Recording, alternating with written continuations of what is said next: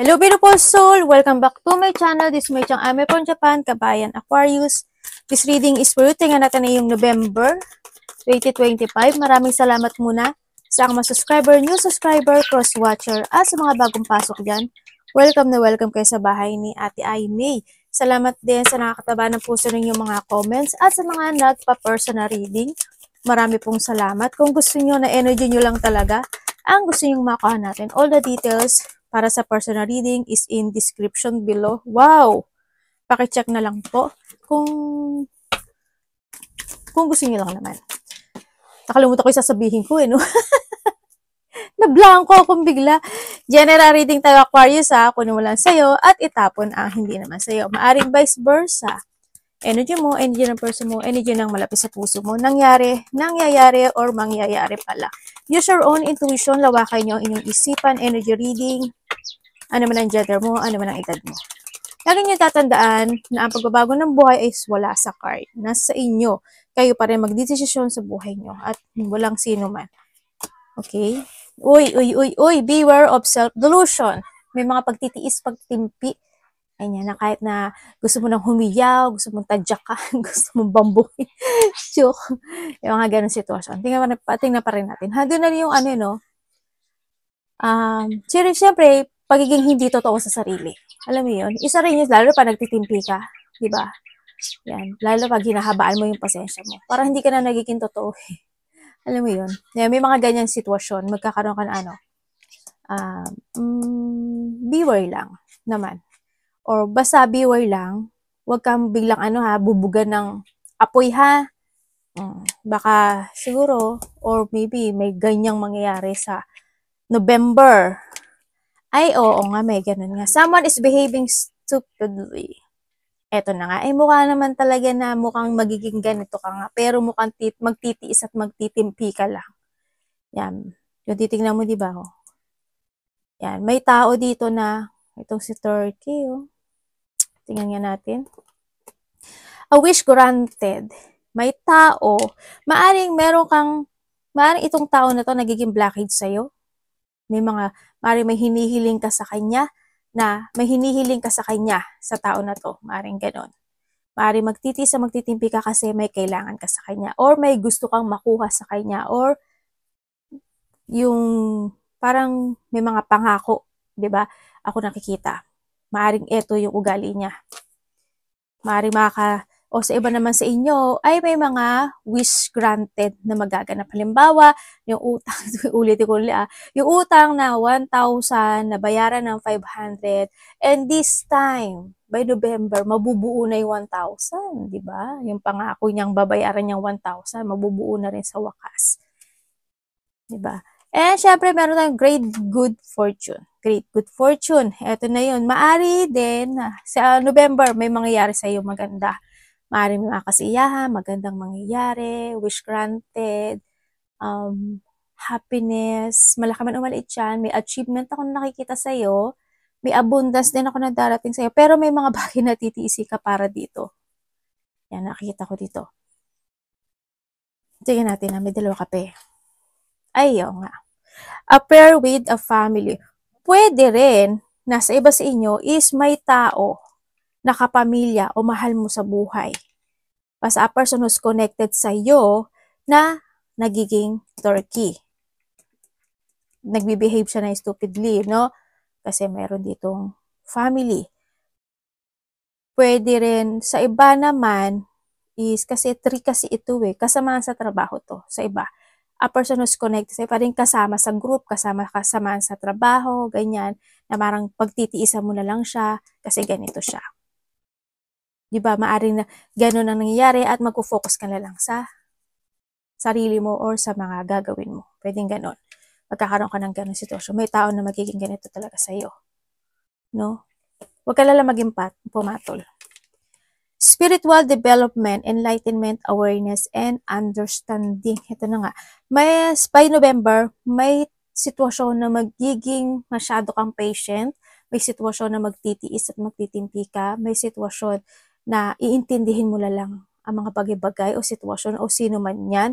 Magkakaroon ka ng enlightenment or magkakaroon ng mas more ka magkakaroon ng development sa sarili mo. Bueno, siguro spiritual development, pwedeng ganun sa iba. Kasi andito na si Clover, andito.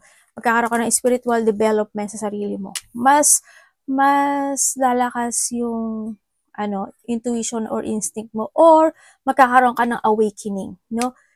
By this November. Pwedeng awakening with something na hindi na ako magpapaape, hindi na ako magpapaganito, hindi na ako magpapautang, hindi na ako magpapatalo, o hindi na ako magpapa-distract. Pwedeng gano'n sa iba, no? Kung ano mang enlightenment na yan, syempre. Also, when it comes to a family, is may mga magkakaroon ng mga, kung nagkaroon man ng hindi magandang relasyon man yan, or friend, or kasama sa trabaho, kung magkakaroon ng hindi magandang sitwasyon, o nagkaroon man ng hindi magandang sitwasyon, is maaring magkakaroon na ng development. Unti-unti. No? May mga bagay din, o sitwasyon, kasi andito si Wishbone tsaka si Clover, may mga sitwasyon na magkakaroon ng unting development by November. Kung saan aspeto ng buhay mo, congrats, pagtiisan mo siya. Kung para sa kabuhayan o para sa pangarap, ano man yan, no? Yan, maaari magkakaroon ng mga samaan ng loob. Samaan ng loob, tampuhan, galit, away, maaari magkakaroon ng gano'n. Hindi pagkakaintindihan. Tingnan natin ang energy mo. Ay, syempre, merong plenty of material things. May blessing ka talaga na darating sa'yo. May blessing. Sabi dito, di ba, dito si Turkey, si Torch, sabi dito, balance required ka daw. Kailangan is balance. Meron kang isang bagay, isang sitwasyon by November na parang huhulmahin,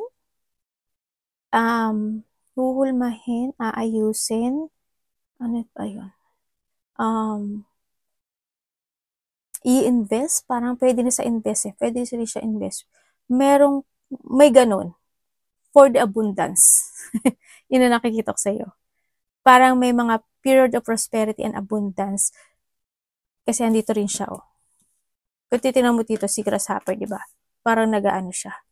Diba sa inyo, siguro mahilig kayong kumain ng fruits and gulay, o kaya ando na yung sitwasyon na mas binibigay nyo ng focus yung health nyo this time, at magiging okay siya, recovery. May mga recovery situation din kasi ako na nakikita sa'yo. No? Kung saan aspeto ng buhay mo yan. Parang ang bigat parang dami mo nang naranasan na problema. Kasi lumabas si Camille. Energy niya. Energy ni Aquarius po, November 2025.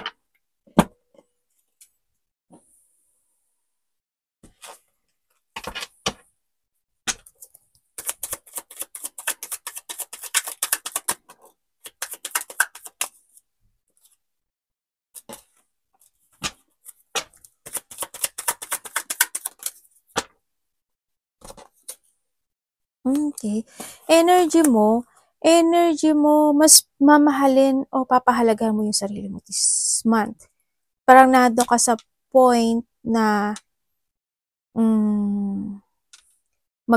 parang magre-relax ka muna. Parang nandun ka sa point na ayaw mo muna mag-isip, ayaw mo muna magkaroon ng distraction, ayaw mo muna ng gulo. Parang nandun ka sa point na yun no? Sa nakita ko, kasi kung titingnan ko rin siya dito, nandun ka sa point na yun. Maaring magkakaroon ka ng bakasyon, or magre-rest ka muna. Halimbawa sa trabaho, magpapahinga ka muna talaga, no, ng ilang araw, o talagang, o hindi man siya ilang araw, isang araw man yan, o dalawa man yan, apat man yan, o isa, nanamnamin mo yung pahinga mo by sa November. Yun ang nakikita ko sa dito. Energy mo rin is magkakaroon ka ng mga pagpaplano. May mga iisipin ka ng mga bagay na gusto mo nang umpisahan, gawin, simulan. Yan, magkakaroon ka ng mga manifestation. Thinking about something, manifestation. May ima-manifest ka. Baka pera. Iba dito pera. Ima-manifest mo. Ano mga parating sa kanya? May pagpasok ng pera sa'yo. May biglaang magaganap o mangyayari.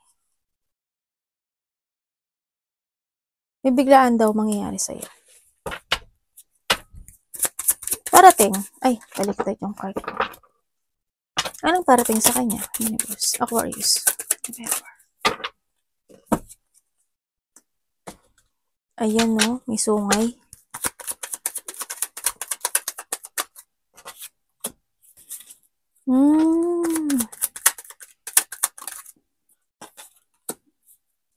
Ito na nga.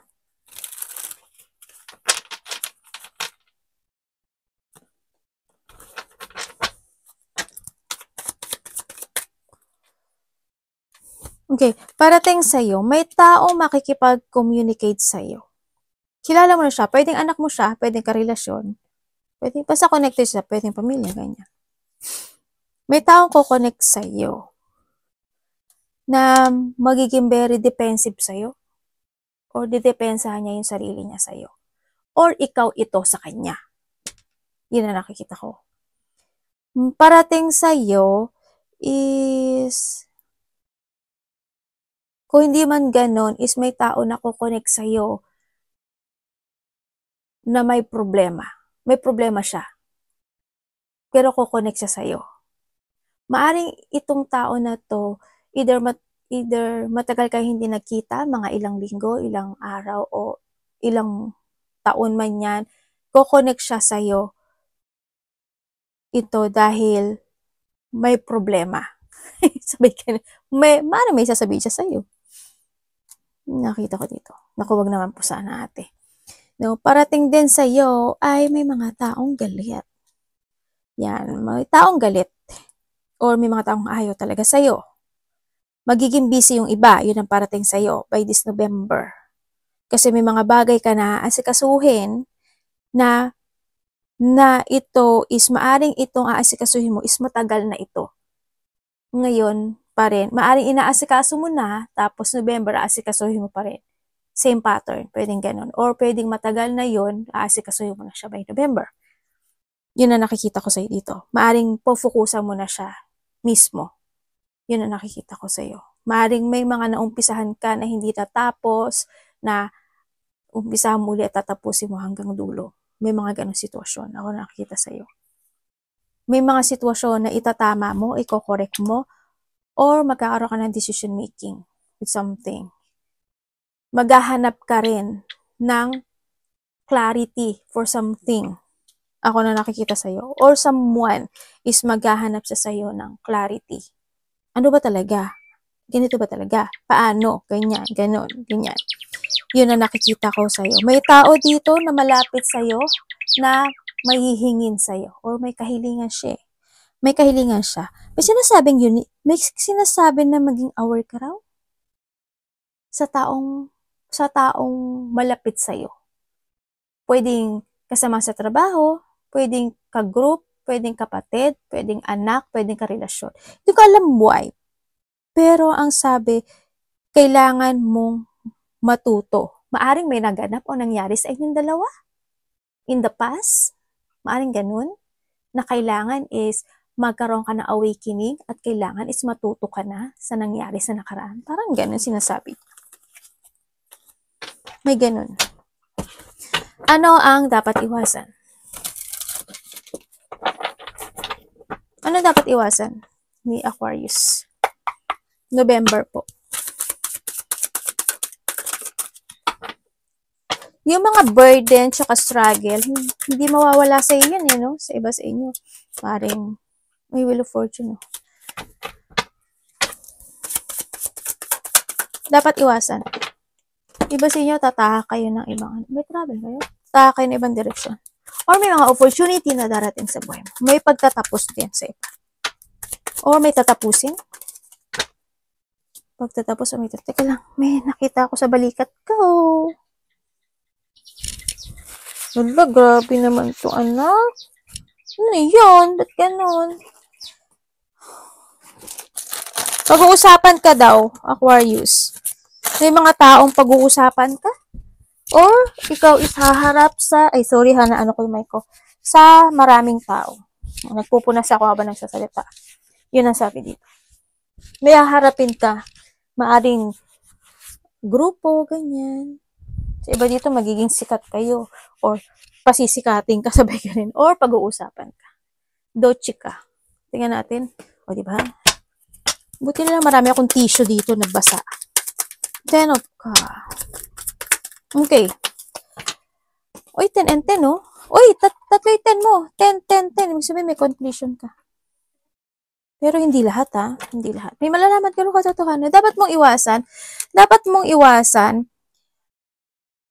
mong iwasan siguro is, you need to see the fact before kang magdesisyon, mag-aksyon, magsuporta, or ano man yan, ipo-force mo. Alamin mo muna yung katotohanan. Kasi pwedeng, syempre, alam mo naman na maaaring may mga nakaraan, dami talaga ng loko sa'yo, ng backstab sa'yo, di ba? Kailangan alamin mo talaga yung katotohanan. Wag na yung, di ba?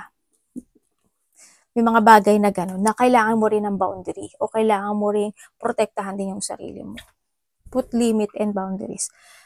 Dapat mong iwasan yung mag-focus ka to a sadness, yung mga galit, poot, hindi pagkakaintindihan, yung labis na magbigay. No. No, sabi no. Wag yun. Wag labis-labis. Lahat ng labis, masama. Tandaan mo yun, lahat ng labis, masama. At the end, ikaw pa yung mapapasama talaga. Diba? Yun ang sinasabi ni Card. Yung mga bagay na kailangan mo nang alisin, i-let go, i-cut sa buhay mo. Kung sino man yan, kung ano man yan, kung anong sitwasyon man yan, you need to cut the cord. And then, siyempre, is, iwasan mo yung, it's not, yung iwasan mo, hindi mo ipagpilitan, o is not to fool yourself in a situation to recover. Don't give up, ibig sabihin. Don't give up. You need to keep fighting dun sa bagay na yun o dun sa sitwasyon na yun. Iwasan mong sumuko. Iwasan, hindi ko naman sinabi na kapag nakapag-away ka, hindi ka susuko. Hindi naman, different story na yun. Story. Different Hanashi. Ay, naku, ano man yan. Basta yun din niya yun. Usapan, Hanashi. Nadya-Japanese ko kayo. Ibang usapan na yun. Siyempre, iba na yun. Siyempre, huwag ka makipag-away, baluga. O yun, iwasan mo. Natatawa ako sa iyo.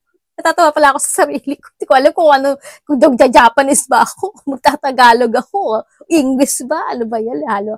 Kayo na bahala, maghalo-halo kayo ha. Alam mo naman na bungengat ang atin nyo. Yan, iwasan mo,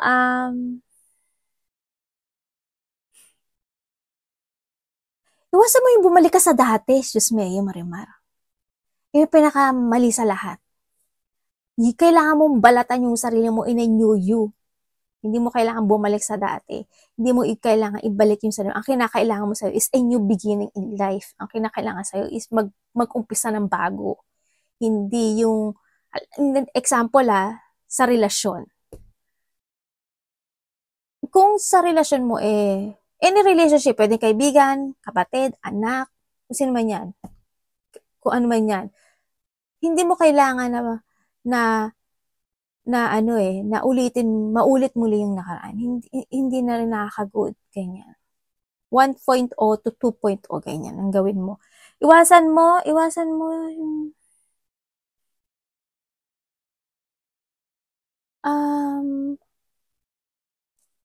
yung mga tao na mahiling mag-backstab sa'yo. Yung mga tao na kailangan ka lang nila. Tapos pag wala ka na rin. Ganyan. Pag talikod mo, iba na yung mga nasasabi sa'yo. Umiwas ka dun. Umiwas ka na lang.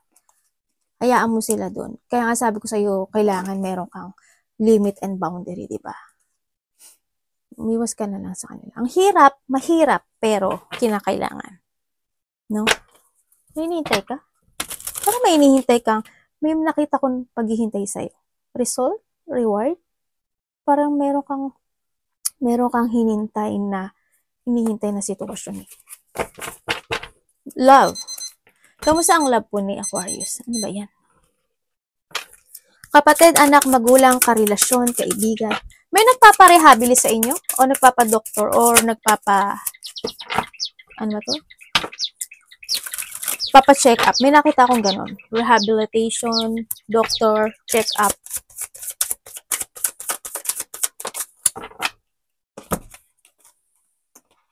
Oh, love.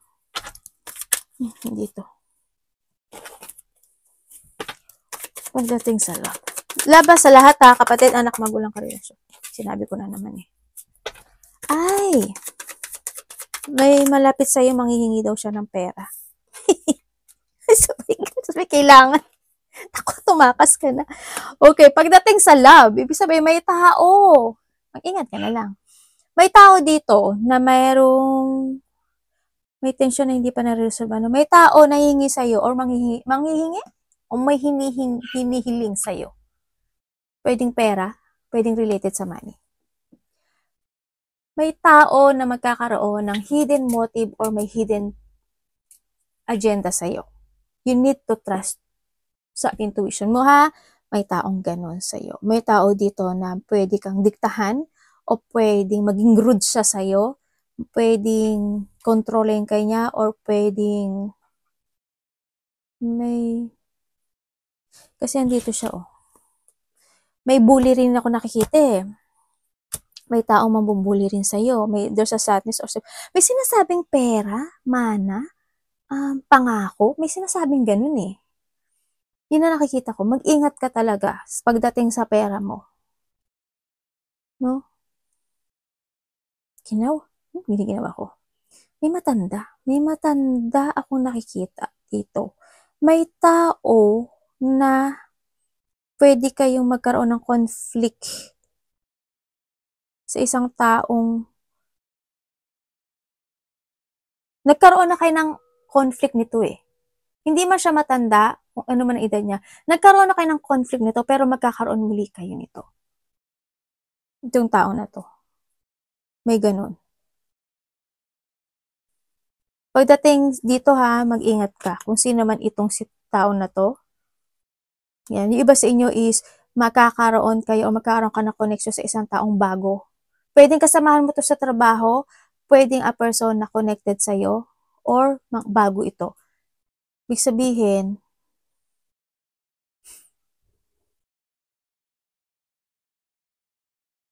may hihingan ka ng advice or may magbibigay sa'yo ng advice. Pero medyo masama yung pakay niya sa'yo eh. Kung kayo isumaharap sa lawyer, sa mga ganyan, or a boss, manager, yung mga ganun, is ingat ka. Basta ano siya parang, sa iba dito ano yun, mga ganun. O kaya mas sa karelasyon. Pwedeng karelasyon kasi siya. No, basta yun na nakita ko dito, may tao na may hidden motive, hidden agenda sa'yo. Yan, may tao na disconnected na sa'yo, pero gusto kanya kausapin related to a money. Or ikaw ang kakausap dito.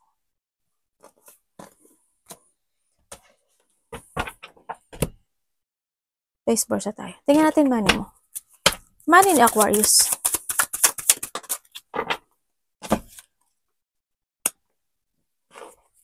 Mag-trust ka talaga sa intuition mo. Hilangan payo ko sa'yo. Isi-save ka niyan.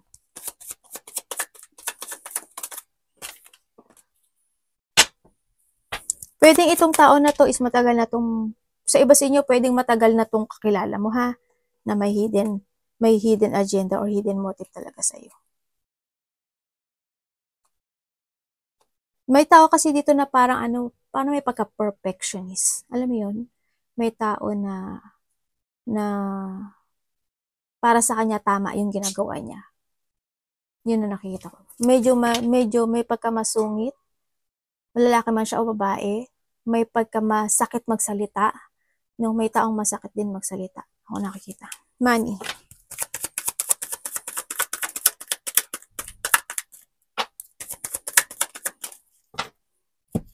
Sakit ng lalamunan ko.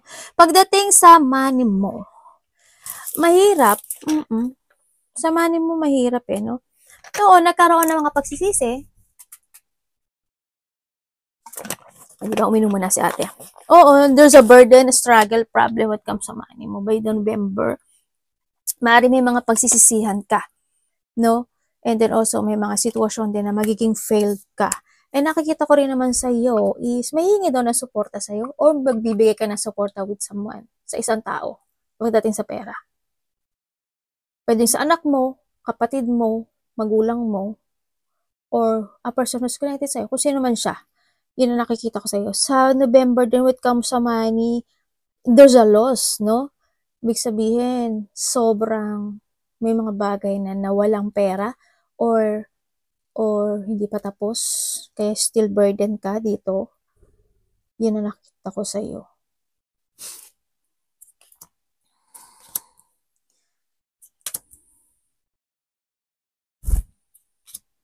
May taong sakim at makasarili, ano, pagdating sa pera. Kumbaga, ikaw yung bigay ng bigay, pero siya. Pag ikaw na ang ano sa kanya, ay wala kang mapapala. Or may taong makasarili talaga. Mag-save ka rin ng money.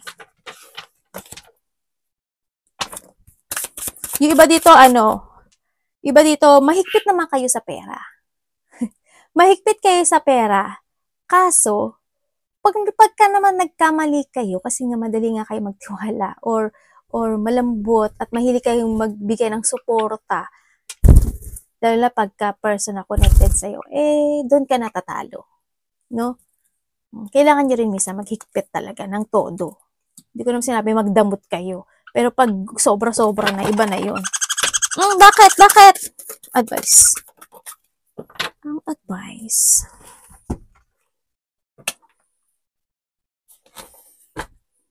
Alam mo, ginawa na sa amin. Nanginginig nga ako. Nanginginig na ako. Okay, when it comes to advice. Uy, may victory and success na magaganap sa'yo. Pag-uusapan ka daw sa victory and success, may achievement, happiness na magaganap by this October. May small gathering ako na nakita. Malaki man o maliit siya, may gathering. May enjoy creativity, collaboration, or may mga pupuntahan ka na kasiyahan. O may mga, basta maliit lang siyang nakikita ko dito eh. So, iba dito, community to. Siyempre, hindi maliit eh. Oo nga, no? Yung iba sa inyo, maaring marami or community siya or teamwork siya. Pwedeng ganun. May reward, happiness, abundance coming. Victory and success is coming. May mga cooperation situation eh. Ako nakikita, uy, congrats ako, anong reward ito? Ay, may getting together. Oh, ang daming tao. Bakit ang daming tao? May kakasal? Pupunta ka ba sa kasalan? Pupunta ka sa handaan na maraming tao or may mga kasiyahan na magaganap? Kasi ang daming tao. Ako nakikita sa'yo. Either there's an achievement sa iba sa inyo, malaki man o maliit yan. Ako nakikita. And then, kasal pwede. Meron ako nakikita. Pupunta ka ba ng kasal o may pag-uusapan sa kasal o may ikakasal? Yun ang nakikita ko dito. Getting together, close relationship, family unity, reunion, meron din. Ako nakikita sa inyo. You will enjoy the fruit of your labor and success. Ang sinasabi, may mga pag-uusap related to a bahay, family, relationship, goal. Parang there's a goal. Ako nakikita dito. O maaari din na iba sa inyo is may susuportahan ka talaga.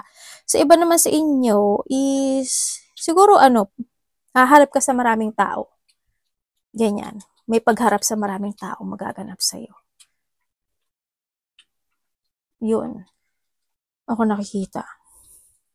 Maraming tao kasi ako nakikita dito.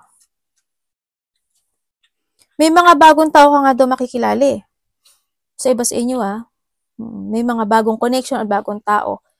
May coming home. Hindi ko alam kung pupunta ka na probinsya, uwi ka ng Pilipinas, pupunta ka na ibang bansa, or someone's pupunta sa'yo. Pwedeng ganun, vice versa. When it comes, ay makaka-receive ka rin doon ng gift.